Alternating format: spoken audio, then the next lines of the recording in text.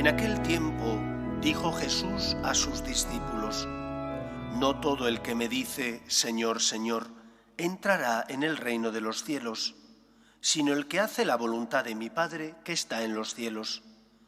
El que escucha estas palabras mías y las pone en práctica, se parece a aquel hombre prudente que edificó su casa sobre roca. Cayó la lluvia, se desbordaron los ríos, soplaron los vientos y descargaron contra la casa, pero no se hundió, porque estaba cimentada sobre roca. El que escucha estas palabras mías y no las pone en práctica, se parece a aquel hombre necio que edificó su casa sobre arena. Cayó la lluvia, se desbordaron los ríos, soplaron los vientos y rompieron contra la casa y se derrumbó. Y su ruina fue grande. Palabra del Señor. Estas palabras de Cristo nos hablan de la conciencia que Él tiene de sí mismo. Él sabe que es el Mesías, el Salvador, que es el enviado por Dios Padre para pagar la deuda contraída por nuestro pecado. No es un profeta más del Antiguo Testamento. Es aquel que Dios Padre envió para crucificar nuestras culpas en la cruz y de esa manera compartir con nosotros la vida divina. Y por eso el Señor dice: el que escucha estas palabras mías y las pone en práctica es como el que edifica su casa sobre roca. Nadie de nosotros que tenga 2 dedos de frente quiere edificar una casa sobre arena, porque sabe que más pronto o más tarde, cuando llueva, cuando haya viento, cuando se produzcan terremotos, la casa se vendrá abajo y perderás tu casa, el dinero y todas tus posesiones, todo lo que hayas invertido en ella. Nadie que tenga 2 dedos de frente querrá jugar con la salvación si tiene fe y confía que existe la vida eterna y por lo tanto que después de la muerte no está el vacío, está el encuentro pleno con Dios nuestro Padre. O, si no has acogido la voluntad de Dios, el infierno. Una persona que tiene fe no puede escuchar la palabra de Dios y tratarla como si fuera palabra de hombre. Me sorprende cómo en la Iglesia de nuestros días hay sacerdotes, y peor todavía, obispos incluso, que van en contra de la palabra de Dios, de la palabra de Jesús. Como no pueden ir en contra cara a cara, porque serían señalados por aquellos que tenemos fe, buscan subterfugios. Que no les gusta el que Cristo defendiera la perpetuidad del matrimonio, la indisolubilidad del vínculo matrimonial.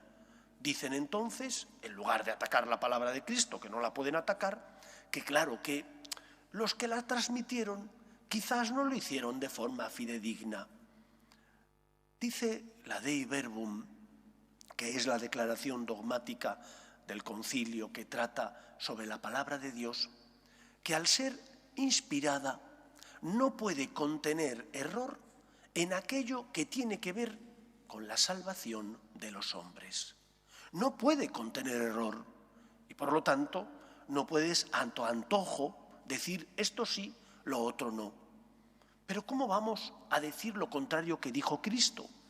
Alegando, dicen, que es una exigencia moral altísima, rebajemos el listón moral para que no se nos vacíen las iglesias.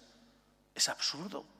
Nadie va a seguir aquello que no llena el corazón de esperanza y que no te hace vibrar. Solo la palabra de Dios, aunque duela a veces, porque vivirla cuesta, porque tienes que negarte a ti mismo, y eso supone esfuerzo y sacrificio, pero solo la palabra de Dios es la que llena tu corazón de esperanza. Por eso creo que es importante recordar aquel pasaje del Evangelio donde Jesús dice: si tu ojo te hace pecar, sácatelo. Si tu mano te hace pecar, córtatela. Más te vale entrar ciego, o tuerto, mejor dicho, al cielo, que no ir con los 2 ojos al infierno. Es decir, no juguemos con la palabra de Dios. Es palabra de Dios y por lo tanto no puede contener error en aquello que tiene que ver con la salvación. ¿Qué te exige? Por supuesto que sí. Te exige poner la otra mejilla, te exige perdonar, te exige tener conciencia y por lo tanto principios, pero está en juego tu salvación, está en juego tu felicidad. ¿Deseas construir tu casa sobre roca? Haz caso al Señor. Por el contrario, ¿quieres jugar con Dios? Es como construir tu casa sobre arena. La Iglesia tiene que ser fiel a Cristo y no es la dueña de la palabra, es la transmisora del mensaje. No puede hacer con el mensaje lo que se le antoje. Tiene que ser fiel a aquello que Dios ha puesto en sus manos para transmitirlo a los hombres.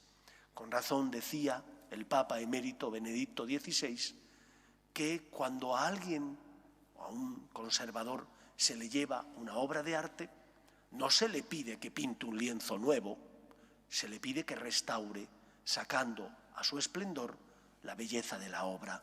Lo mismo hace la Iglesia, conservar el esplendor de los evangelios, de la palabra de Dios, para que lleve la luz de la verdad al corazón de los hombres.